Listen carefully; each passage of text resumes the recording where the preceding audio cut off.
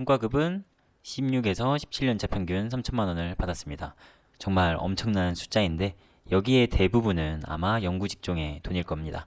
그러면 행정직 성과급만 저는 또 따로 찾아보겠습니다.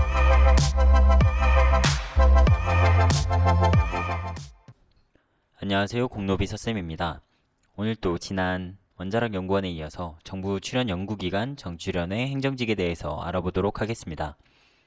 그럼 두 번째 연구기관인 한국전자통신연구원에 대해서 알아보겠습니다.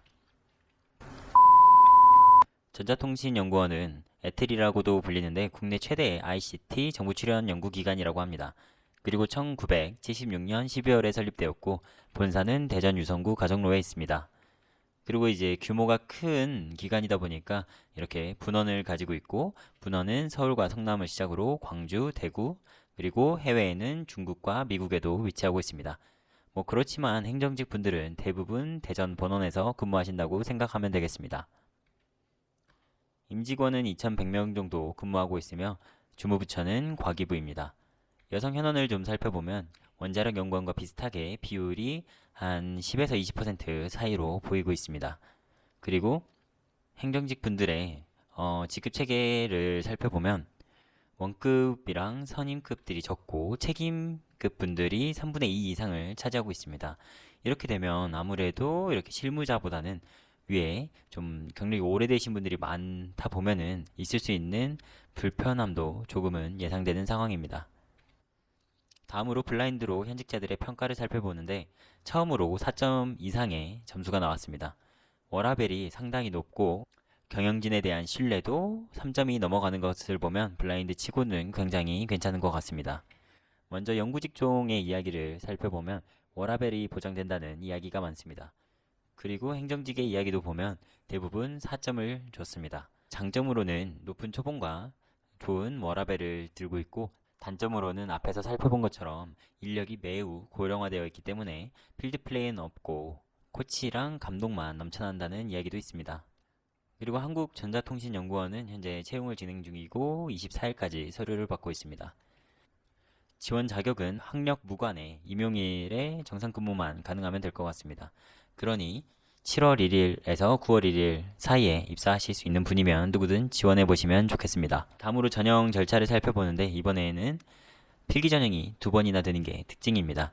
그 이유는 앞서 말씀드린 것처럼 통합 채용과 관련이 있을 것 같은데, 우선 처음 통합 필기 전형이 NCS고 두 번째 필기 전형은 논술이라고 생각하시면 되겠습니다.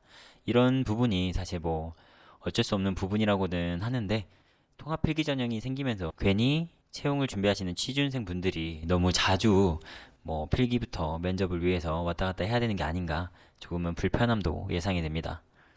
다음으로 채용 경쟁률을 살펴보면 일단 작년 기준 44대 1이 나왔습니다. 하지만 이건 본 채용과 통합 공시한 것이기 때문에 정확한 경쟁률은 파악하기가 좀 어렵겠습니다. 이번 채용은 총 3명이고 이 중에 1명은 보훈 채용입니다. 그럼 2명만 일반 채용이라고 볼 수 있고, 과거 지원 추이를 봤을 때 대략 70대 1 이상의 경쟁률을 보이지 않을까 싶습니다. 사실 이 에트리는 연구원들 사이에서도 가장 좋기로 소문이 났는데 의외로 경쟁률은 좀 더 낮은 모습을 보이고 있네요. 아마 잘 알려지지 않았거나 너무 어려울 거라고 생각해서 미리 포기하는 게 아닌가 싶기도 합니다. 다음으로 초봉은 3,911만원 정도를 받았습니다. 한국 원자력 연구원에 비하면 조금은 아쉬운 수준인 것 같긴 한데 성과급도 바로 확인해 보러 갑니다. 성과급은 16에서 17년차 평균 3천만 원을 받았습니다. 정말 엄청난 숫자인데 여기에 대부분은 아마 연구 직종의 돈일 겁니다. 그러면 행정직 성과급만 저는 또 따로 찾아보겠습니다. 그러면 19년에 1,820만 원을 받았습니다. 그리고 18년에는 제로, 성과급이 없었습니다. 이 부분이 정말 큰 편차를 보이고 있는데, 뭐 저는 실무를 해본 입장에서 약간 의심 가는 부분이 있긴 하지만 여기서는 말을 아끼도록 하겠습니다. 다음으로 승진도 살펴보는데 일단 정출연은 원급에서 시작해서 2번 승진할 수 있어서 일반 승진보다 조금 더 1, 2년 빨리 승진할 수도 있나 봅니다. 이때 원은 선임으로 갈 때까지 8에서 15봉 정도 돼야 되고, 선임은 책임으로 가려면 10에서 12호봉 정도 돼야 된다고 합니다. 보통 남자분들이 2호봉 정도를 군 경력으로 받고 들어오고 전 직장 뭐 2, 3년만 가지고 들어오면 최소 5에서 한 6년 차 정도의 승진이 가능할 수도 있겠습니다. 다음으로 수당도 살펴보려고 하는데 뭐 기대가 되진 않는 부분입니다. 실제로도 직책 수행비, 파견수당, 기업 지원 재수당, 시간의 근무로 이루어져 있는데 여기서 행정직, 원급, 신입분들이 받을 것 같은 성격은 전혀 없습니다. 그래서 요약하자면 괜찮은 수준의 초봉을 시작으로 높은 성과급을 받기도 했습니다. 하지만 역시 연구원 특성상 승진 주기는 좀 느린 편이며 수당 또한 기대하기가 어렵겠습니다.